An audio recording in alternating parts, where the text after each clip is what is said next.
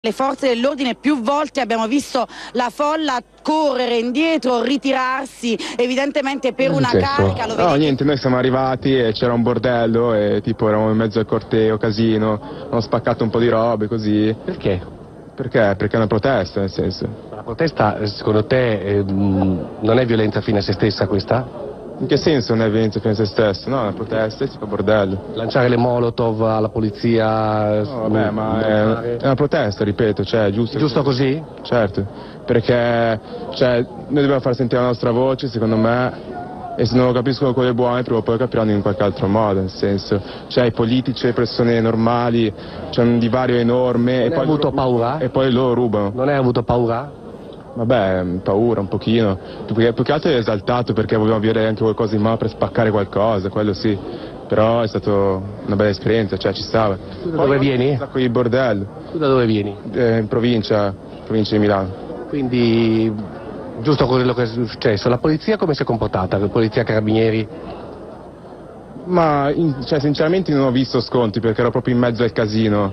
Adesso noi poi siamo usciti un po' più in qua, siamo usciti da una parte un po' più con un po' di meno gente, un po' di meno bordello, però prima era proprio in mezzo al corteo e ci stava di tutto. Cioè. Faresti quello che avete fatto oggi? Ma io sinceramente non ho fatto niente, ho visto tanta gente che spaccava le cose, ho pensato cazzo se avessi ancora anch'io qualcosa in mano lo spaccherei pure io. Cioè, io ho guardato, non è che sono stato lì. È stata una bellissima esperienza, ci stavo. Ma non era il primo corteo in cui stavo. No, buongiorno a tutti. Allora, ieri abbiamo avuto la riprova della fantomatica furbizia di queste persone, black bloc, centri sociali, chi più ne ha più ne metta. Milano è stata offesa in una maniera veramente vergognosa da questi sedicenti, non lo so veramente come definirli. Va bene, avviamo subito questa nostra puntata della catapulta contenutistica. Come ci insegna il nostro regista, grande Roby. Allora, buongiorno a ci tutti. sta minacciando con le forbici, Ecco. Vogliamo dirlo apertamente. Eccoci, allora questa è la catapulta sulle frequenze di Radio Padania, come tutte le domeniche, a farvi compagnia Federico Zaffarano e Il Fulvio Derbizzi, sempre qua con lo Zaffa. allora, abbiamo voluto iniziare con le parole, perché qui c'è sempre stata libertà di parola, ricordiamolo, di questa persona che si è fatta intervistare. Adesso noi non diciamo il nome per una questione di privacy, però Ormai lo sanno tutti. Esatto, è come se non lo famosissimo. sapesse nessuno. Va bene, però visto che è di La Chiarella, salutiamo il segretario di La Chiarella, il nostro caro Branduardi, il nostro caro amico Dondè che ci sta ascoltando, e mi raccomando, la prossima volta i vostri concittadini teneteli al guinzaglio, così almeno evitiamo certe figuracce a livello mondiale. E Fulvio, va bene, però adesso torniamo seri e purtroppo ci troviamo di fronte a commentare scene veramente raccapriccianti, uno scempio perché queste violenze sono fini a se stesse, non hanno motivo, non hanno non hanno né capo né coda, come si suol dire, no? Cioè, noi abbiamo visto tante guerriglie, abbiamo visto anche tanti movimenti indipendentisti che a volte hanno provato a piazzare anche bombe, però c'era il fine. Qui non c'è nemmeno quello, non c'è, e questa è la cosa veramente assurda che deve far riflettere tutti, anche perché queste persone qua qualche anno fa sono stati addirittura legittimati. Ancora oggi non è che abbiamo visto così tante parole poi alla fine della fiera contrarie da alcuni movimenti politici, addirittura Sel aveva fatto delle dichiarazioni abbastanza un po', come dire, attenuanti ma non contrarie. Quindi c'è molto probabilmente qualcuno ancora li sponsorizza, anche perché attivare una cosa del genere, io sentivo oggi al telegiornale 2 mesi di preparazione per questa cosa. No, ma quindi poi adesso io prima di venire qui ho seguito il telegiornale mentre mangiavo e mi veniva quasi da ridere nel vedere servizi in cui dicevano la polizia sapeva che c'erano questi gruppi di giovani venuti anche da tutta Europa per questa manifestazione, alloggiavano nelle case occupate, si spostavano in quest'altra parte, insomma si sapeva tutto di tutti, però non si è fatto nulla ancora una volta. Tra l'altro ci tengo a dire una cosa, se è assolutamente vero che sono da condannare questi gesti, bisogna però sottolineare il fatto che lo Stato ha dato una zona di Milano a queste persone, ha concesso loro di distruggerla totalmente senza fare assolutamente niente. La polizia, ovviamente questo non è un'invettiva contro la polizia, perché la polizia rispetta degli ordini e nessun poliziotto fa come quello che gli passa per la testa. Evidentemente c'erano ordini ben precisi di stare fermi e di non far nulla, cioè, ma ci rendiamo conto che queste persone erano lì a sfasciare macchine, incendiare, e la polizia aveva l'ordine di stare ferma. Poi il ministro Alfano che dice abbiamo contenuto il disastro. Ma cosa abbiamo contenuto che hanno messo a ferro e fuoco un intero quartiere? Cosa abbiamo Tra l'altro contenuto? centrale, non è che stiamo parlando di una via dispersa in quale Cioè, si vuol dare la possibilità a tutti di manifestare. Ok, manifesti, ma appena accendi una bomba a carta arriva la polizia, ti dà tante di quelle legnate finché tu la smetti. Sì, tra l'altro Fulvio, poi esistono anche i controsensi, l'abbiamo visto ed è ormai noto a tutti, dove quando il nostro partito, il nostro movimento, la Lega Nord, ha deciso di fare col suo segretario federale Matteo Salvini la manifestazione di Roma, il sindaco Marino ha chiesto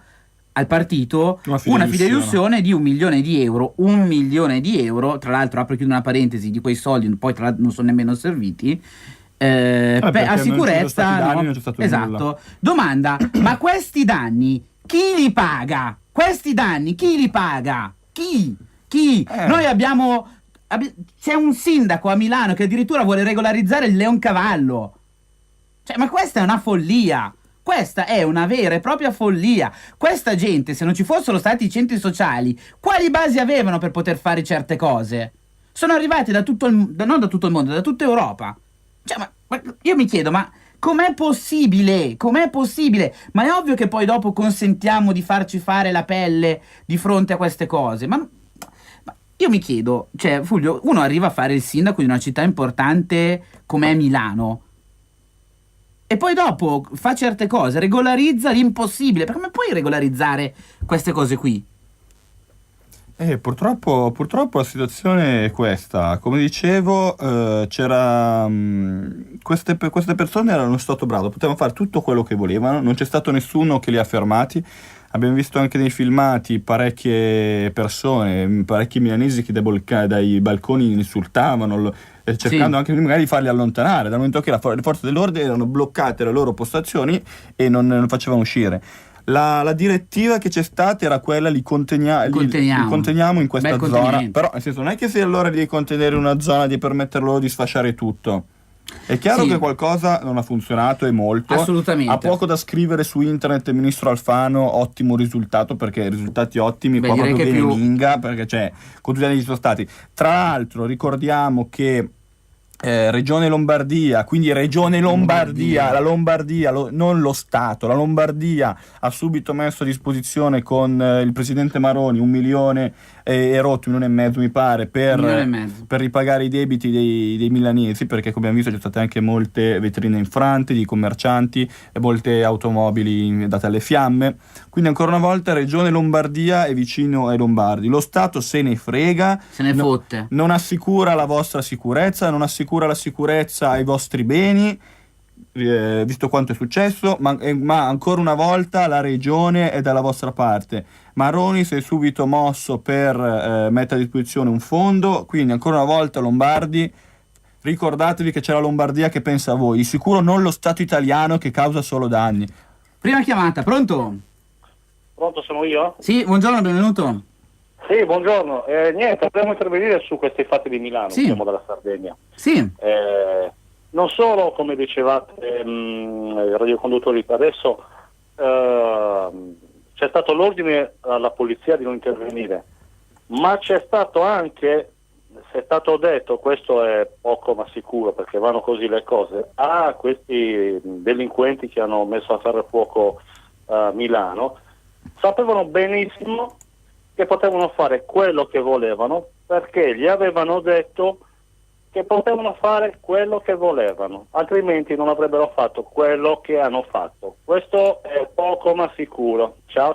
Sì. Ciao, è vero, sicuramente sì, c'è il problema che poi chi pagano sono i soliti poveri, sono i soliti poveri cristi, no? Quelli che aprono la serranda, che magari hanno un negozio, una bottega e magari quelli al hanno quale il lo mutuo. Stato ruba il 70% dei loro guadagni. Sì, esatto, poi al fine del mese hanno il mutuo da pagare, le tasse, quant'altro, fanno fatica, ma vogliono, come si dice, vogliono andare avanti, tant'è vero che secondo me l'immagine nel brutto di questa situazione, l'immagine più bella è quella di essere riusciti a far vedere ancora una volta quella che è l'operosità di Milano. Un'ora dopo questi gravi fatti successi in centro a Milano si è riscoperto il vero animo milanese. Un'ora dopo c'erano già le persone pronte a sistemare, a rimboccarsi le maniche E a pulire. e bisogna fargli i complimenti perché io la prima volta che vedo i Black Bloc li abbiamo visti in azione a Roma, a Genova. Non si sono viste queste cose qua. Bisogna fare i complimenti ai milanesi che ancora una volta sono riusciti a distinguersi assolutamente in positivo e infatti, anzi, addirittura anche ieri il nostro direttore Morelli insieme a dei ragazzi dei Giovani Padani di Milano erano già in giro a coprire le scritte e quant'altro, quindi bisogna fare un applauso a queste persone che si sono rivoltate le maniche e nella speranza che questi altri invece incomincino a pagare anche loro al posto di regalargli gli spazi. Per me questi posti, io lo ripeto, lo ribadisco, andrebbero tutti chiusi, lucchettati e fine della fiera. Tra l'altro lunedì poi incominceranno i processi per direttissima dei Black Bloc arrestati. Vedremo un po' i magistrati come si comporteranno, perché qualche giorno prima della manifestazione ricordiamo che la polizia aveva arrestato alcuni manifestanti. Sì, io stesso sono rimasto bloccato in via Lorenteggio perché stavano arrestando 4 di questi pirla. Perché infatti avevano trovato in queste case occupate materiale di tutto e di più, quello che poi è stato spranghe, utilizzato, quello che poi, no? bombe artigianali, che poi è quello che abbiamo visto che ha causato i vari disastri, e purtroppo però non sono stati convalidati gli arresti a tutti questi delinquenti. Ma quindi è chiaro che qualcosa non funziona. Esatto, ma quello che io voglio dire è: com'è possibile che di questi quanti ne hanno arrestati? Una decina, non di più, no? Hanno arrestato però dall'altra parte 25 serenissimi, no? Ultimamente, no? Ogni tanto saltano fuori ad arrestare i serenissimi oppure le camicie veri, no? Ricordiamole queste cose, no? Perché loro sono dentro per terrorismo, questi sono in giro per tutta Europa a fare come cazzo gli pare. Poi aggiungerei un'altra cosa: cari signori che tanto volete la pacificazione in tutto il mondo e cose, non lo so. Domanda, ne parlavamo prima con il regista prima che iniziasse la puntata. Cari signori dei centri sociali, se siete in ascolto, cari Black Bloc, domanda: dove diavolo eravate quando è stato eliminato l'articolo 18? A difesa del popolo, fatemi capire dove cazzo eravate. Me lo fate capire dove eravate? Nei vostri centri sociali a fumarvi le cannette? Troppo facile così la vita. O veramente si difende il popolo, oppure con Rolex è troppo facile imbrattare un muro, troppo facile. Prossima volta, volto scoperto se avete il coraggio. Volto scoperto. Ma soprattutto dove erano quando hanno approvato la legge Fornero? Bravo, che ricordiamo Silvio. Tra l'altro in questi giorni la Corte Costituzionale ha considerato incostituzionale appunto la parte inerente la riforma sulle pensioni, e lo Stato dovrà risarcire più di 5 miliardi di euro giustamente ai pensionati, perché quelli erano soldi ai pensionati, e un certo signor Monti si giustifica: dovevamo farlo per forza perché sennò arrivava la troika. Forse è arrivata qualcos'altro. È arrivata la troika. Non è arrivata la troika, ma qualcos'altro che ha fatto una riforma da cani. Ma è pazzesco. Abbiamo una chiamata, pronto? Pronto, buongiorno. Buongiorno. Ho visto anch'io il disastro che hanno combinato a Milano. Io non sono di Milano, però è una vergogna veramente. Cioè purtroppo il fatto che Pisapia abbia dato l'autorizzazione a una manifestazione di quelle persone senza chiedere niente di fideiussione o altro è una vergogna. Poi non si vergogna nemmeno lui di chiedere: domani andiamo a Milano tutti insieme a pulire, ma dovrebbe veramente vergognarsi. Sì, dovrebbe essere lui come sindaco responsabile a pagare di persona e non Milano, di persona. Giusto. Lui i danni a queste persone, perché è stato lui il responsabile che ha dato l'autorizzazione, e anche la regione che si è offerta. È stato un ottimo gesto, certo. Però va a finire che pagando la regione paghiamo sempre noi, che noi i danni non li facciamo. provate a chiedere a Maroni se è possibile, lui è avvocato, sa tutto perché è bravissimo, se è possibile portare Pisapia in giudizio per mancanza nei confronti dei cittadini, perché lo deve pagare lui di persona. Grazie mille. Grazie, intervento molto interessante. Beh, effettivamente sarebbe una domanda da mandare al buon Giuliano Pisapia. Meno male che non si ricandida. Meno male che non si ricandida. Ha capito anche lui di come ha disastrato una città, di come l'ha resa. Meno male. Però effettivamente è vero, perché tant'è vero che anche riguardo a questa cosa qui, Ale da Brescia ci manda un messaggio e ci dice: mi spiace ma non sono assolutamente d'accordo con i Maroni, chi deve pagare sono i responsabili. Se si vuole dare una mano a chi ha subito danni, lo capisco, ci pensi il Comune di Milano o lo Stato. 1,5 milioni di euro sono tanti e ancora noi lombardi dobbiamo sempre pagare. Padagna libera. Purtroppo è vero, però alla fine della fiera, se non ci pensa nessuno, cioè io sono assolutamente d'accordo che non debba essere la Regione Lombardia. Però, però signori, i responsabili non vengono presi perché una volta che la polizia li arresta vengono liberati poi dalla magistratura. Lo Stato se ne lava le mani, lo sappiamo lo Stato come si relaziona con la Lombardia, è solamente una sanguisuga che continua a... Bancomat, come è stata nominata in un articolo di questi giorni su Tempi, di cui abbiamo parlato anche la settimana scorsa. Sì. L'unico ente che in realtà lo Stato vuole cancellare, far apparire come negativo è la Regione, che invece si adopererà per salvaguardare e aiutare i cittadini che hanno subito i danni. Ecco, a tal proposito, tra l'altro, Fulvio, io volevo un attimino aprire e chiudere una parentesi velocissima. Mi è capitato di vedere stamattina una puntata di circa un annetto fa, era appena stato presentato il logo Basta Euro per le europee, e c'era Crozza che ha mandato un articolo della Repubblica dove diceva che il federalismo ci è costato 600 miliardi di euro. Ma chi l'ha mai visto il federalismo? Ma magari è arrivato il federalismo. Chi l'ha mai visto? C'è una chiamata, pronto? Sì, pronto. Buongiorno. Parlo da Milano, sì. Graziella. Io vorrei fare una considerazione su tutta questa faccenda qui, perché ci vanno sempre di mezzo i cittadini italiani, che sono quelli che pagano poi sempre tutto quanto, come nel caso appunto sono state le vie abitate dai milanesi, perché come si chiama, il corteo non è stato fatto passare per esempio da via Paolo Sarpi. Io avrei voluto vedere la reazione dei cinesi davanti a questa gente qui.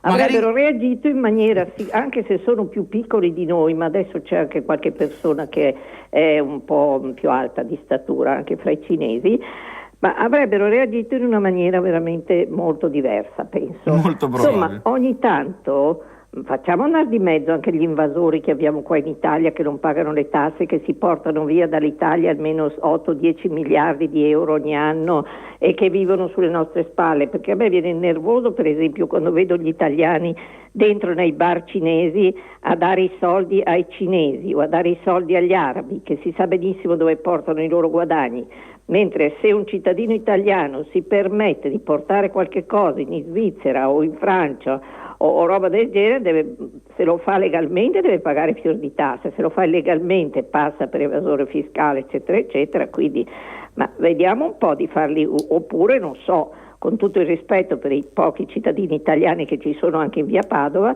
per esempio in via Padova, dove ci sono un sacco di negozi cinesi e arabi, eccetera eccetera. Vediamo un po' la loro reazione, perché noi italiani siamo troppo buoni ora della fine. Va bene che quei poveretti lì di commercianti eccetera, anche se vedevano le loro macchine bruciare non potevano farci niente, però mi sa tanto che i cinesi avrebbero reagito in maniera leggermente diversa. Molto probabilmente sì. Grazie per l'intervento. Padania libera. Sempre Padania libera. Ci dovrebbe essere un'altra chiamata, la sentiamo subito. Pronto?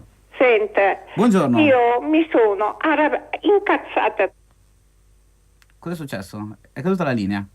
È caduta la linea. Allora, torniamo un attimino al discorso che faceva la signora di prima. Beh, è vero, probabilmente se fosse successo in via Paolo Sarpi qualcuno col bastone secondo me dalla propria bottega sarebbe uscito, e molto probabilmente, sempre visto che queste persone sono sempre a sostegno della povera gente, l'abbiamo anche sentito da quel ragazzo che diceva, anzi no, perché era nella parte filmale che diceva colpire le banche per colpire l'emblema, a parte il fatto che lo sappiamo che il PD come è finanziato da banche, mica banche, quindi vabbè, tralasciamo. Va bene, fermiamoci un attimo. Chiamata, pronto? Buongiorno. Buongiorno. Marcella. Buongiorno, è la Marcella. signora che giustamente si indigna se vede i milanesi, cose che vanno i cinesi, le cose, ma e allora tutte le prostitute nere, cose, chi ci va? Chi ci va? Beh, ci vanno guardi, ci vanno anche i marittini delle signore che vivono in... Beh, la prostituzione, come si sa, è il lavoro più vecchio del mondo, no? Io sono a favore dell'abolizione della legge Merlin, tanto a questo punto ci siamo, tiriamo via il racket di queste persone, diamogli la possibilità di fare controlli sanitari e che paghino le tasse e che paghino... ricordiamo che noi nelle prossime settimane riproporremo la raccolta firme per abolire la legge Merlin. Merlin, madonna mia, Zaffa, qui balle. È colto lo Zaffa. Proprio perché abbiamo visto come effettivamente sia un problema sociale, o ci siano strade che purtroppo di notte siano impercorribili a causa... L'imbarazzo della scelta, diciamo così. Mettiamolo in questo modo. Quindi verrà riproposta nuovamente la raccolta firme per abolire questa legge. Quindi mi raccomando, anche nelle prossime settimane recatevi nei gazebo. Poi ovviamente sul sito della Lega verranno specificati tutti i gazebo dove si potrà recarsi per firmare la legge. Dobbiamo raggiungere le 500.000 firme, quindi mi raccomando, poi venite ai nostri gazebo. Prima che un'altra volta vanno a modificare la Costituzione, per i 500.000 dovremmo diventare 700.000. Alla faccia della democrazia, come sempre. Poi 1 milione, 2 milioni, insomma, non sarà più ammesso il referendum, di fatto. Vabbè. Comunque, Fulvio, adesso tralasciando un attimino, abbiamo una chiamata, la sentiamo subito, poi cambiamo un attimino argomento, ci sono un paio di argomenti interessanti. Pronto? Buongiorno. Bravi ragazzi. Grazie. Che siete presenti anche oggi, né? Grazie. Bravi, fate compagnia a chi è presente anche lui, sempre qui al lavoro. Vabbè, comunque io... Che lavoro fai? Aspetta, che lavoro fai? Un lavoro da 60 anni, una grossa stazione di servizio. Bene. Quindi non un lavoro esattamente poi così da abbastanza pesante, anni, sempre presente. Io più agli arresti domiciliari di me non c'è nessuno. Ci credo. Allora, io ho firmato già per l'abolizione della legge Merlin, io sono per le case chiuse, però non ho ancora sentito qualcuno di noi, dei nostri, anche Salvini e nessuno, a dire però in strada non ne voglio più vedere né una né uno, che sia travestito, no? Certo. In strada non ci deve essere più nessuno. No. È vero. Ma non l'ho mai sentita questa frase. Comunque in alcuni passaggi di presentazione ovviamente c'è anche quello, perché riguarda sia la sicurezza stradale di queste persone che fanno questo lavoro, sia anche le persone che percorrono quelle strade, oltre al fatto che direi che io ritengo immorale vedere queste persone sulla strada. Si può migliorare la condizione, ci sono persone che lo fanno liberamente, no, Fulvio? E quindi che ben venga, lo vogliono fare come mestiere. Il nostro regista cosa dice? È d'accordo? Prendiamo un altro a caso che abbiamo qui davanti. Ciao ragazzi, buongiorno ai nostri amici ascoltatori. Favorevole, chiaramente, insomma, un'iniziativa giusta. Legalizzare la prostituzione mi sembra una cosa giusta. Sì, ecco, vedi, adesso prenderemo qualcun altro a caso. Adesso usciamo dagli studi e andiamo a prendere le persone e cominciamo a fare una consultazione popolare. No. Vedi, quello che non capisco sono le persone che in linea generale vanno con le prostitute, perché se le vedo sulle strade vuol dire che hanno perché c'è chi ci va, perfetto. Però non sono venuti l'anno scorso, quando la Lega Nord ha raccolto le firme per il referendum, non sono venuti a firmare nei comuni.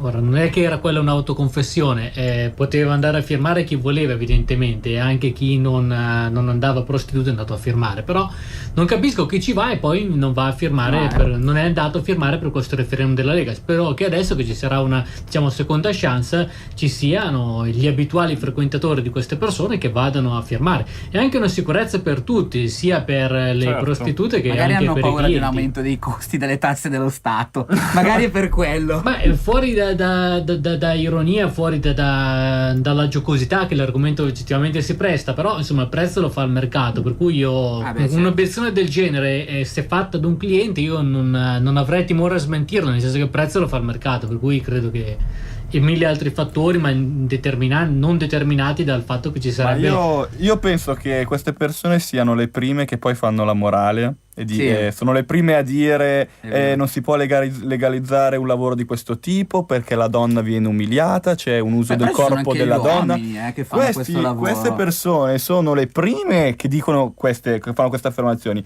In realtà però sono addirittura non le prime, qualcosa di addirittura prima delle prime, che poi vanno con le prostitute. Quindi venite a firmare, visto che sappiamo che frequentate, invece di star lì a fare i puritani. Insomma. Bene, dalla prossima settimana mi raccomando, code chilometriche agli gazebo della Lega Nord a firmare per l'abolizione della legge Merlin. Abbiamo una chiamata e la prendiamo subito. Pronto? Sì, ciao, buongiorno. Dal Veneto. Veneto libero. Sì, bravo. Ma avete mica pensato come si divertiranno al Ministero delle Finanze per ideare lo studio di settore per misurare la redditività delle prostitute?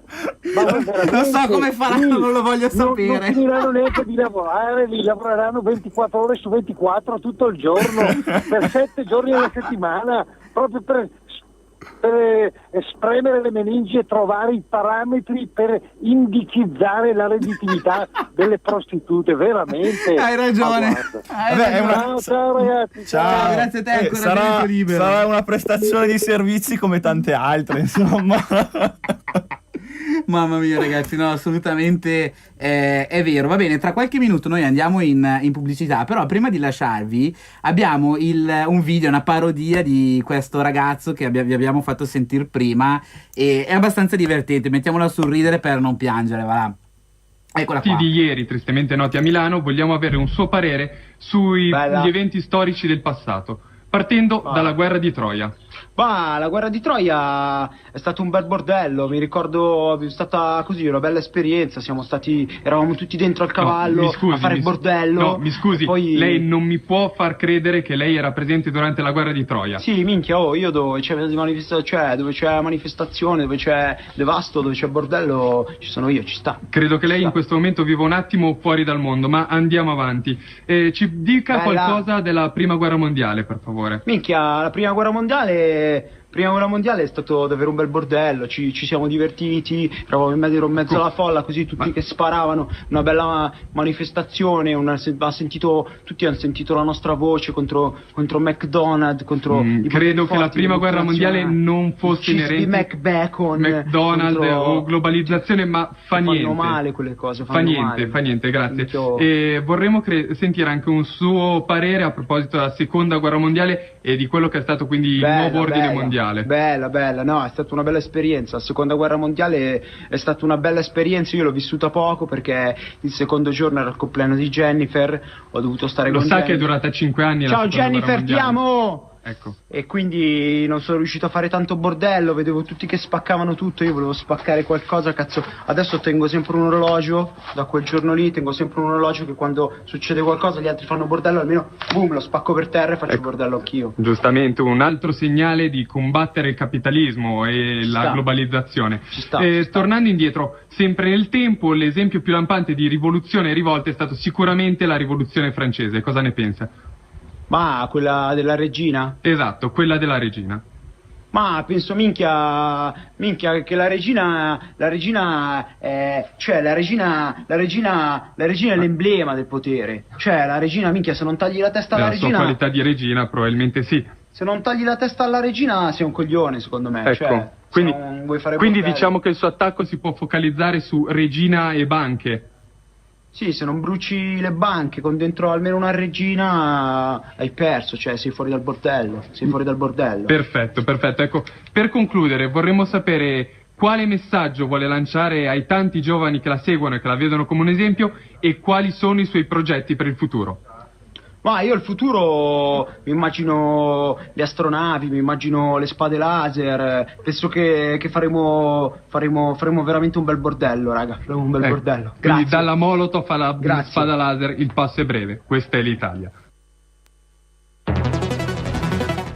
Davanti a voi uno dei luoghi più fashion della città. Qui tutto parla di stile, dagli spoiler e i paraurti sportivi, ai cerchi in lega da 18 bruniti, alla vernice nera lucida a contrasto, di tetto e retrovisori. Un dettaglio molto contemporaneo. Scopri la nuova Volkswagen Tiguan Cityscape, la più esclusiva tra le Tiguan. Da oggi con navigatore touch, volante multifunzione in pelle traforata e sensori di parcheggio di serie. Gamma Tiguan, a partire da 20.900 euro. Offerta valida fino al 31 maggio. Info su Volkswagen.it. Per la tua pubblicità su Radio Padania Libera, chiama il numero 02 66 23 44 22. Ladri e rapine? Chiama Sicurbet e installa Dialogos.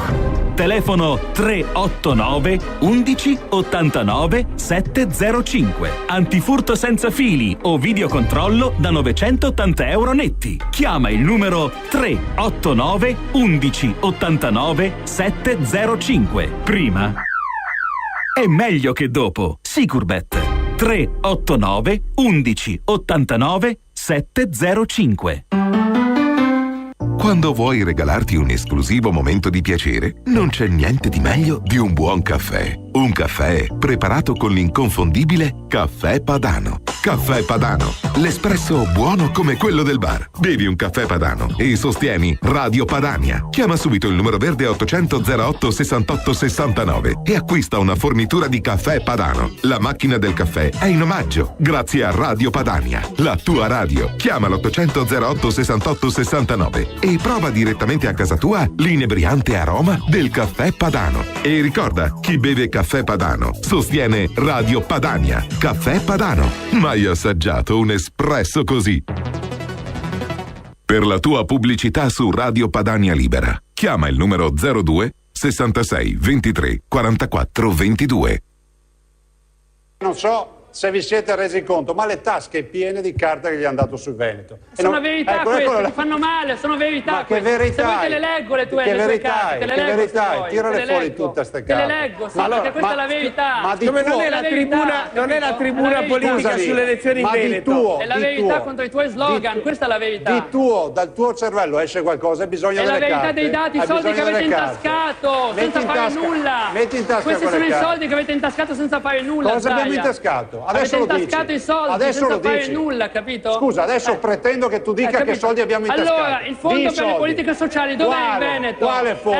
L'accordo che hai firmato con il governo. Non ho firmato nessun accordo. Dici io qual è parlo ma non interrompi. Dici Vediamo qual è se è vero o l'accordo. no. Vediamo Hai firmato un accordo con il governo italiano per prenderti una quota di profughi? No. Sì o no? No, tira fuori la carta. Sì o no? No. Non avete firmato un accordo tutte le regioni, nel tavolo Stato-Regioni? Mostraci la carta. Come fai a negare questo? Mostraci la carta con la mia firma.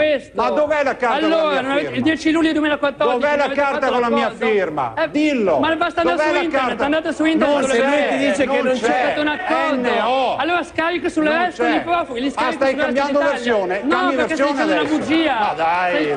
Leggila qua, guarda, dai. Cosa c'è scritto? 10 luglio 2014 conferenza unificata, accordo Stato-Regioni. Prenditela, perché sono soldi che hai preso, hai rubato. Allora, riusciamo ad andare. Scusa, non negare la verità, la carta. No, è una avete bugia. firmato un accordo, tutte le regioni. Io non ho firmato nessun accordo. C'è un verbale che dice che io ho votato contro la conferenza di presidenti. Assolutamente no. Quando danno le carte te le devi far spiegare. Assolutamente no. Te le devi far spiegare. Assolutamente no, è una bugia. A Milano è inutile, è una bugia. Eccoci, allora siamo rientrati dalla pubblicità. Ovviamente, come avete potuto sentire, abbiamo cambiato argomento. Questo era una registrazione ripresa dalla gabbia, dove c'era il grandissimo doge di Venezia, Luca Zaia, contro Ciauchi, che ha sparato un 1-2 abbastanza scenografico ma di sostanza pari a zero. È stato zittito dal governatore della regione Veneto e abbiamo voluto far vedere questo video perché vogliamo ricordare che a breve ci saranno le elezioni appunto in regione Veneto, dove ovviamente la scelta è unica e obbligata. Luca Zaia, Lega Nord, anche per l'indipendenza del Veneto. Abbiamo una chiamata, la prendiamo subito. Pronto? Pronto, ragazzi, buona domenica, ciao, sono Vincenzo da Savona. Ciao Vincenzo. Allora, per quanto riguarda la manifestazione abbiamo già detto di tutto e di più, sì. No? Basterebbe applicare il DASPO anche per almeno che non vadino con i cassi, la galera, i lavori forzati, a fare manifestazioni come negli Stati Uniti. Ma io volevo parlarvi sulla prostituzione. Sì. Ecco, io sono sensibile a questo argomento perché a me le belle di notte, le cosiddette lucciole, a me piacciono molto. È un Meno male che c'è qualcuno che lo ammette. Qualcuno lo ammette. Sì, è un fatto di famiglia. Quando sono stati chiusi i casini, le case di tolleranza volgarmente conosciute come casini, beh, mio nonno o la mamma di mio padre erano usufruitori di questi ambienti qua dove si godeva e non si faceva male a nessuno. Vede, quelli che parlano, che dicono che queste persone non bisogna regolarizzare, sono sempre i peggiori a parlare. Io conosco tanti che picchiano la moglie e poi vanno a fare i volontari Caritas o sono pedofili o quant'altro. È una tutela anche sanitaria, oltre che arrivare allo schifo che c'è in giro e anche la prostituzione. Anche perché chi vuole bene a ste donnine qua deve anche fargli una pensioncina, pagano le loro tasse, perché a un certo punto poi si devono anche ritirare, sai, dacci oggi, dacci domani. Dopo un po', dopo tanti anni di lavoro. Anche la bambina si diverta, io lo metterei proprio come un lavoro usurante, lo metterei io, proprio nella categoria dei lavori usuranti. Quindi io sono perfettamente d'accordo a regolarizzare, a riaprire queste famose case, o quartieri, o fare degli spazi idonei dove sia controllato il mercato e soprattutto siano tutelate le donne sotto un profilo sanitario e pensionistico, pagando le loro tasse hanno anche la loro pensione, perché io le amo, le voglio bene. Va bene, ottimo.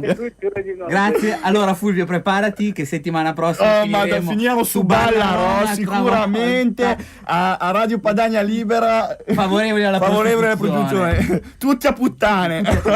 Tanto lo stanno già mandando loro il paese a puttane, quindi vabbè. Pronto? Una chiamata, pronto? Buongiorno. Buongiorno a lei. Buongiorno, sono un militante da tempo, sono Guglielmo Dalbenga.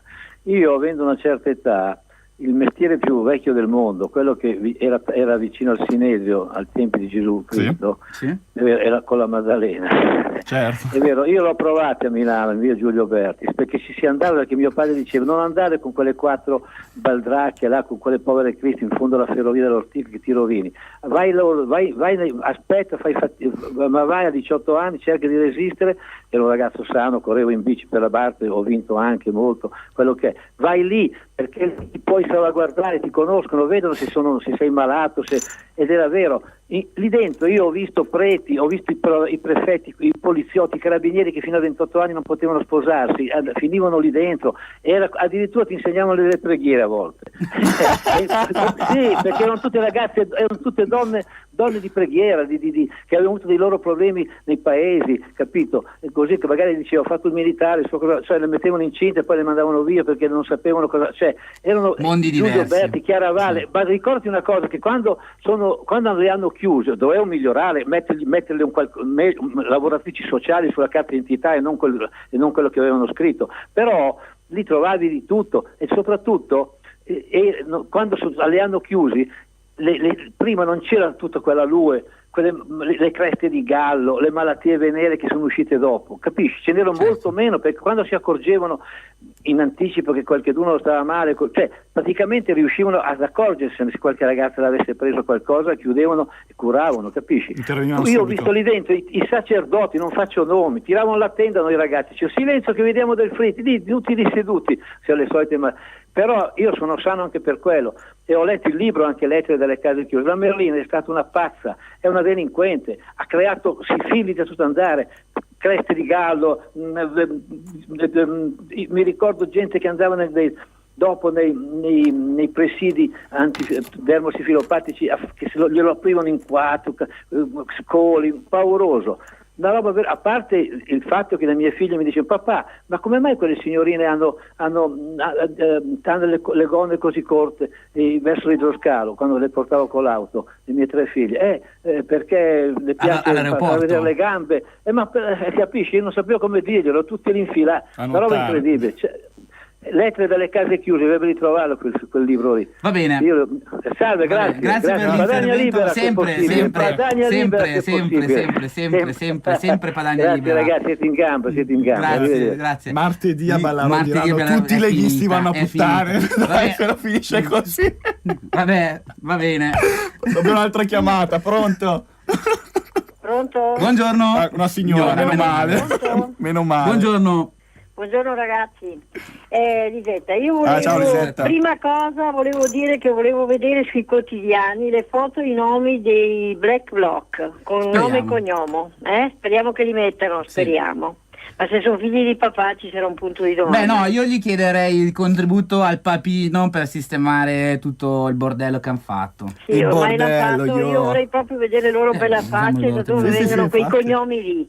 Seconda cosa, vorrei parlare dell'Italicum, perché per me non vale niente, è una legge proprio come tutte le cose che sta facendo Renzi. Allora, da quello che ho sentito io si vara l'Italicum con entrata il 1 luglio 2016, dunque c'è tempo. Ecco, che sarebbe l'eliminazione del Senato, si prevede per quella data. Allora, no? attenzione, c'è una differenza. L'Italicum sarebbe valido solo per il Parlamento, ma non per il Senato. Quindi, nel caso in cui non si riuscisse... Per la Camera, quindi. Sì, per la Camera, esatto. Nel caso in cui non si riuscisse a eliminare il Senato, o comunque a renderlo non elettivo, bisognerebbe utilizzare la legge elettorale che c'è adesso. Per quello che riguarda invece l'eliminazione del Senato, lì bisogna andare a vedere la riforma del titolo quinto della Costituzione. E poi aggiungo anche perché le controriforme per i modi e i tempi studiati dai leopoldiani ci getteranno nel caos, ragazzi, costituzionale, altro che conoscere chi ha vinto le elezioni il giorno dopo. In sostanza, secondo me, la corsa, gli strappi, le forzature, i ricatti per approvare subito l'Italicum non servono a niente, servono solo ad avvelenare il clima politico in un momento delicato per il nostro paese. Vi saluto, arrivederci. Grazie Zetta, intervento molto interessante. Beh, effettivamente è vero, perché comunque questo Italicum ha delle grosse lacune, no? Il famoso Porcellum di Calderoli, lui stesso lo chiamò così, ma perché alla fine della fiera dalle commissioni uscì una legge completamente stravolta, questa è storia, rispetto a quella che aveva ideato il nostro buon Roberto. Purtroppo la cosa più grave è che nessuno oggi sta facendo nulla contro questo governo che non è stato eletto da nessuno. Noi lo ripeteremo fino alla fine, perché è la verità. Un governo non eletto da nessuno sta andando a modificare legge elettorale, sta modificando la Costituzione e abbiamo visto quello che è successo anche per l'articolo 18. Cioè, com'è possibile? Vanno avanti a colpi di mano, perché comunque continuando a far approvare con la fiducia, di fatto non avviene neanche la discussione in Parlamento. Poi tra l'altro a questo punto è l'unico organo eletto. Cari Black Bloc, ma perché non andate a casa di Renzi? Ma perché non andate da lui? Sta facendo il bello e il cattivo tempo come davvero gli pare e piace. Ma andate a casa sua. Andate a casa sua. Cosa andate a spaccare le vetrine dei commercianti, poveri cristi, del fruttivendolo piuttosto che del barista? Cosa andate lì? Andate da Renzi, andate direttamente da lui. Fategli vedere, fategli capire che non tutti sono d'accordo con loro. Perché non è solo Renzi, non è solo loro. Vabbè. Fulvio, cambiamo, visto che mancano pochi minuti alla chiusura, leggiamo un paio di ANSA che sono uscite in questi giorni. Uno è Squinzi, dato Istat su disoccupazione non preoccupa, nessun allarme. La disoccupazione è tornata a salire a marzo del 13%, non deve creare allarme. Il dato va valutato su periodo più lungo e non puntualmente. A dirlo è Giorgio Squinzi, presidente di Confindustria, che alla domanda di Affari Italiani se il dato di marzo debba preoccupare risponde: per il momento no, vediamo che cosa succede nei prossimi mesi. Sì, quando c'eravamo noi al governo, se la disoccupazione saliva di un punto percentuale, oh, madonna, apriti il cielo, disastro, l'economia, il governo deve dimettersi, tutto quanto. Siamo arrivati al 13%, quella giovanile sta sfiorando il 50%, però va tutto bene, Zaffa, tu stai tranquillo, nessun allarme. Stai tranquillo. Ma ritengo veramente assurdo che soprattutto un Squinzi, che è presidente della Confindustria, che dovrebbe non solo ragionare a quello che sono i suoi consociati, ma anche al futuro della propria associazione e quant'altro, e anche di un determinato paese, stato, perché comunque è una figura istituzionale, non ricorda che oggi superiamo del 43, del 44% la disoccupazione giovanile. Fulvio, noi guardiamolo dal punto di vista di noi giovani, una cosa veramente mai accaduta, un disastro che sembra senza fine e nessuno fa niente. Torno indietro, cari Black Bloc, difendete i giovani, visto che siete tutti dei giovanotti, che magari avete anche qualche anno in meno di me, visto che io ho quasi 28 anni, andate a rompere i coglioni a chi difende queste cose. Andate a difendere i ragazzi, andate a difendere il futuro, non a posto di rompere i coglioni in giro. Un altro dato interessante presentato dalla CGIA di Mestre è tra virgolettato, si dice: tra il 2007 e il 2013 nel saldo dare-avere con l'Europa ogni italiano, quindi 60 milioni di cittadini europei in questo caso, hanno sborsato 623 euro in più. Nulla a che vedere con i cittadini brianzoli che danno 11.000 euro in più allo Stato dal famoso residuo fiscale.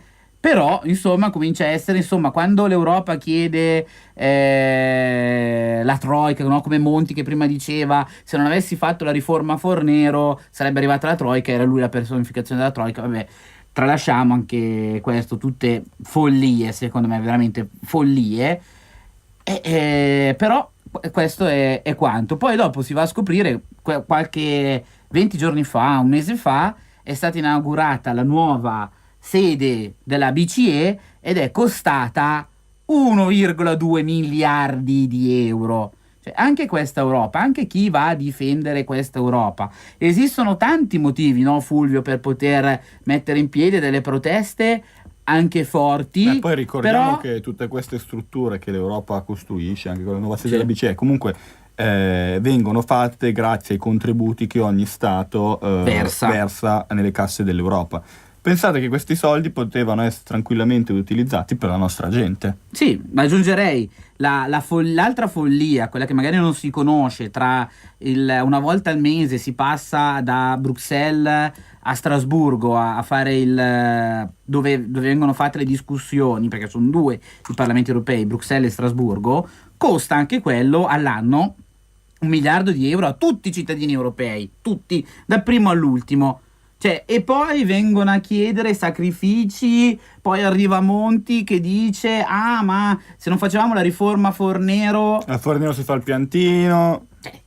Queste sono balle, queste sono balle. Allora noi le raccontiamo perché a me mi sono girate le balle quando la settimana scorsa, quando siamo finiti su Ballerò così. Allora, visto che loro ben pensanti non sono in grado di dargli questi dati, li diamo noi, e noi rinnoviamo l'invito, visto che siamo ormai in chiusura, di magari di mandarlo qualche altro spezzone della catapulta dove gli raccontiamo questi dati, così almeno magari la gente con una platea molto più ampia si rende conto e comincia ad avere una propria coscienza e non quella di Renzi.